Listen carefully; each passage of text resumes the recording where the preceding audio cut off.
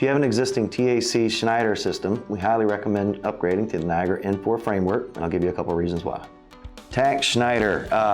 So the majority of the TAC integrations that I've done have been their lawn protocol. So that is an open protocol that's easily integrated to the Niagara N4, and that is where we've really saved a lot of older installations. Instead of having to pull that equipment out, we've been able to integrate that back to the newer N4 front end. If someone has an older TAC Schneider system, there are several reasons you'd want to upgrade to N4. You're going to want to get that improvement over your scheduling, your alarming, functions and features that just were not available back several years ago. I mean, this product's got a few years on it, it's getting long in the tooth. So instead of having to lose that initial investment, we put a newer front end on it. Educate the customer about, give them the option to explore the different options. There's a lot of features for future-proofing your legacy investment. So there are some technical challenges with TAC Schneider.